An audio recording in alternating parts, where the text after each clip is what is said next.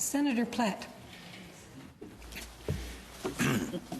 Thank you, Madam Speaker. Leader, as I mentioned earlier, in recent months, farmers across Canada have had to contend with global trade protectionism, miserable harvest weather conditions, a rail strike, and added costs due to the carbon tax. A review of business risk management programs was announced in July of 2017.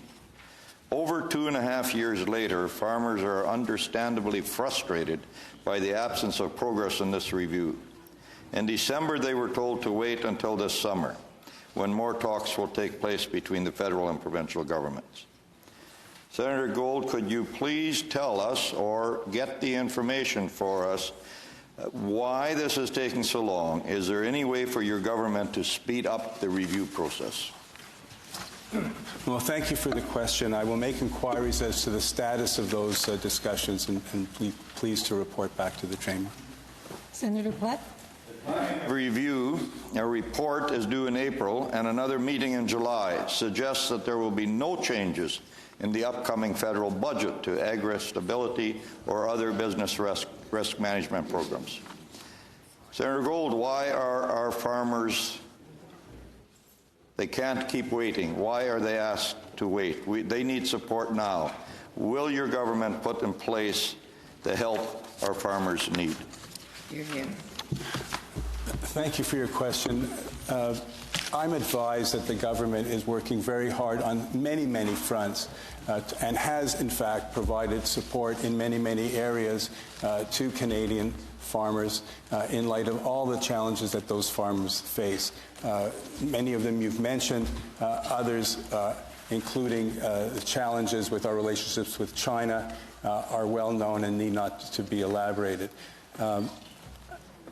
The Government of Canada has advised me that there are many measures in place, including those that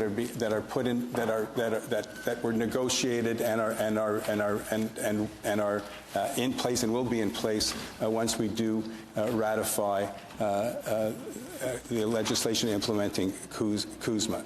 So again, I repeat, I will be happy to look into the status of these negotiations and discussions and report back to the Chamber. Senator Platt. Speaker, another topic that came up, another topic that came up during my discussions with dairy farmers, and indeed in discussions with other farmers, is the threat to their farms and their animals posed by animal rights activists who trespass or occupy farms in protest against the treatment of animals. While no one should be deprived of the right to protest, these incidents raise serious concerns surrounding the safety of animals and respect for the rules currently in place regarding biosecurity and biosafety and farm animal exposure to disease or contamination. Senator Gold, what is your government's position on this?